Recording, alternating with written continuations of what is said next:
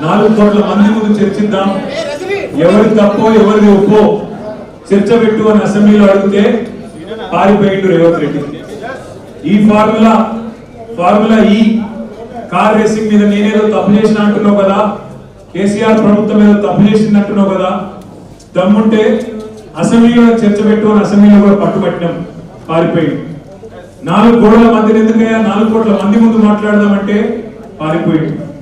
పోనీ ఇట్లా కాదు, ఈ బదనాం క్యాంపెయిన్ ఇంకెన్ని రోజులు నడుపుతావు, ఈ దేశంలో ఏ రాజకీయ నాయకుడు అనే విధంగా నేను అంటున్నా, నువ్వు ముందుకు రా, నేను తప్పు చేయలేదు, నిజాయితీకి ధైర్యం ఎక్కువ కాబట్టి అవసరమైతే లైట్ డిటెక్టర్ పరీక్ష తీసుకుంటా, నువ్వు పక్క లేదు పారిపోయింది.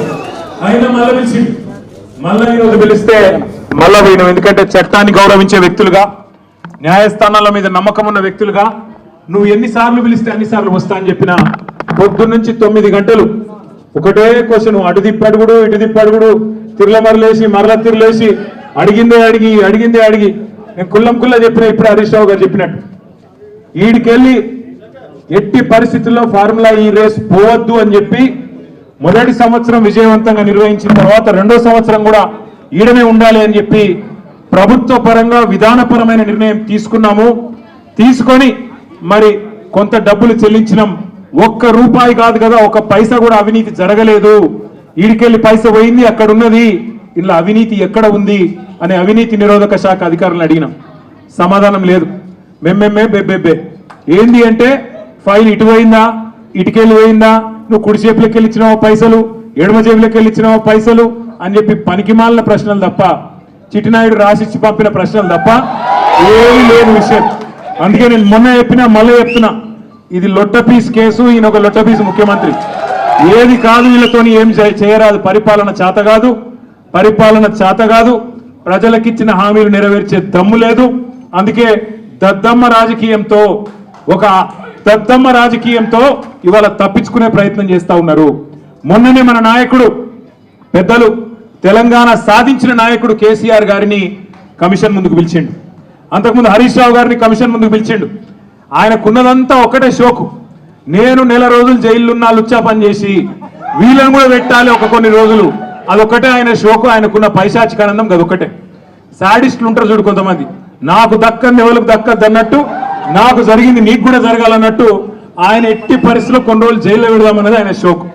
అందుకే నేను ఇలా అధికారులకు కూడా చెప్పిన, మీకు పైకి వెళ్ళి రావచ్చు ఆదేశాలు, ఇప్పటికే దబ్బన వస్తే పెడితే పెట్టుకోర్ర పోయి ఏముంది, మీరు పంపితే కూడా 15 రోజులు పోయేస్తా, ఏమున్నది, మంచిగా రెస్ట్ తీసుకొని వస్తా అని చెప్పిన.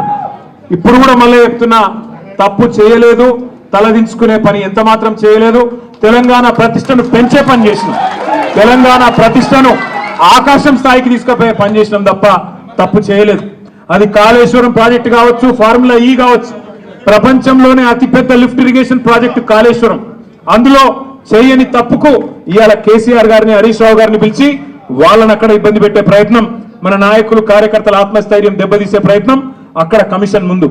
ఇక్కడ ఏసీబీ అని పెట్టి మరి ఇక్కడేదో జరిగిపోయిందని చెప్పి ఏ కరప్షన్ జరగని ఒక కేసులో యాంటీ కరప్షన్ బ్యూరోని ఇన్వాల్వ్ చేసి మా ఆర్ఎస్ ప్రవీణ్ అని చెప్పిండు, నా చరిత్రలో ఇంతకంటే తుపేల్ కేసును ఎప్పుడు చూడలే, 26 ఏళ్ళు ఐపీఎస్ అధికారిగా పనిచేసిన ఇంతకంటే తుపేల్ కేసు నా జీవితంలో చూడలేదని చెప్పి వారు కూడా చెప్పినారు.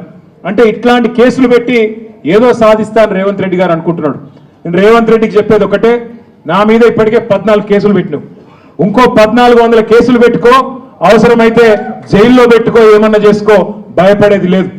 తెలంగాణ కోసం ఆనాడు జైలుకు పోయినాం, ఇవాళ అవసరమైతే తెలంగాణ ప్రతిష్టను పెంచడానికి తీసుకున్న ఒక నిర్ణయం వల్ల మళ్ళీ జైలుకు పోవాల్సి వస్తే కూడా భయపడేటోడు ఎవడు లేడు. నీ ఉడత ఊపులకు ఎట్టి పరిస్థితుల్లో భయపడం. నేను మిమ్మల్ని అందరినీ కోరేది ఒకటే, ఇదేంటంటే డైలీ సీరియల్ లెక్క అయిపోయింది.